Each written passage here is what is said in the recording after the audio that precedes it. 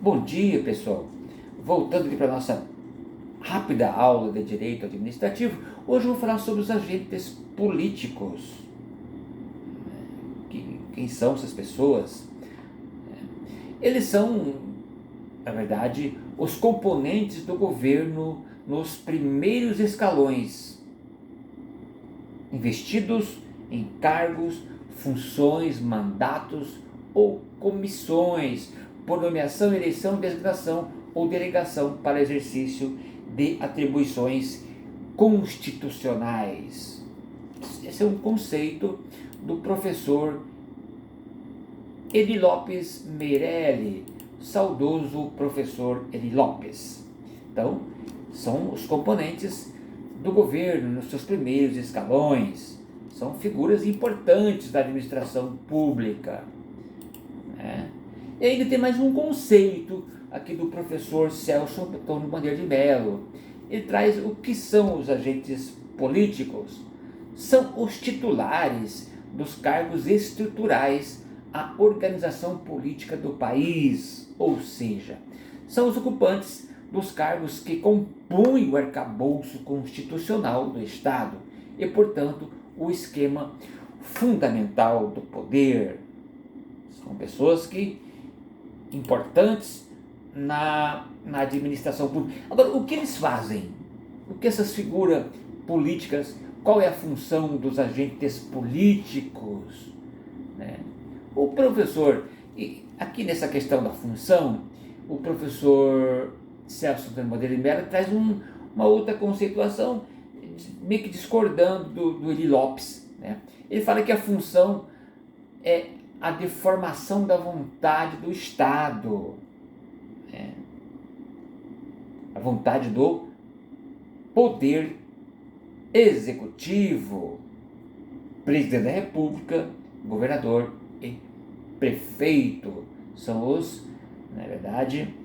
E é o seguinte, aí ele fala, o professor Celso, sobre são agentes públicos apenas o presidente da República, os governadores, os prefeitos e os respectivos auxiliares diretos, ministros, secretários dos diversos pastas, servidores, deputados e vereadores.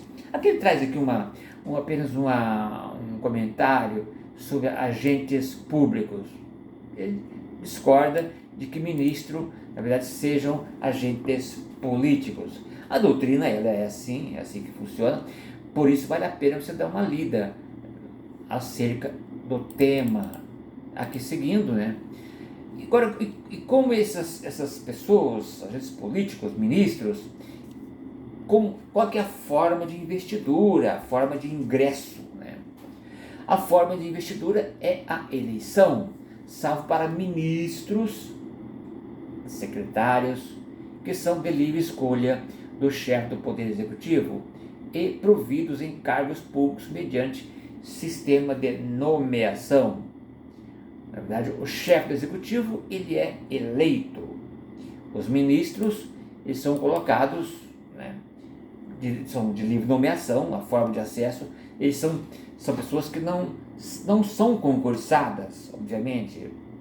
A nomeação ela é de cunho político, podendo ser técnico, mas na prática são nomeações políticas, são acomodações políticas. Então, os agentes políticos são indicações podendo ser tendo influência de partidos políticos ou mesmo da livre vontade do chefe do executivo. Isso é um problema, mas faz parte da estrutura governamental. Sempre foi assim e vai ser por um bom tempo ainda neste formato. Às vezes, obviamente, que esse agente político ele acaba não correspondendo às expectativas para o cargo, por exemplo, de ministro, mas a Constituição assim permite, ok? E agora temos outras figuras, os magistrados e Ministério Público, também são agentes políticos. Só que a investidura é um pouco diferente. A investidura é através de concurso público. Os magistrados, eles são regidos pela LOMAN, Lei Orgânica da Magistratura Nacional. E também o Ministério Público tem a sua legislação. Agora, alguns agentes políticos são investidos através de nomeação, que são os cargos de nível superiores, os tribunais, por exemplo, o Supremo Tribunal, o STJ, vamos descendo aqui para os tribunais mais inferiores. Então, a indicação também, acesso através de nomeação e acesso de promoção. Né? Então, é isso. Eu falei que o Ministério Público, vamos um pouquinho mais à frente, né? O artigo 129 da Constituição Federal traz que as funções institucionais do Ministério Público. Dê uma olhadinha no 129.1, ou seja, de promover privativamente a ação penal pública na forma da lei, e assim vai. São várias prerrogativas e atribuições do Ministério Público. Tá? Dê uma olhadinha no artigo 129 da Constituição Federal, dê uma lida também na LOMAN, da Lei da Magistratura. Quem está fazendo concurso para analista tem que ter em mente estes normativos. Né? Agora, nós temos aqui, obviamente, que os níveis de responsabilidade destes agentes. Você vai ver aqui as responsabilidades, até fiz uma dos agentes políticos, né? Para fim de responsabilidade política, temos a previsão no artigo 29A da Constituição Federal, artigo 29A.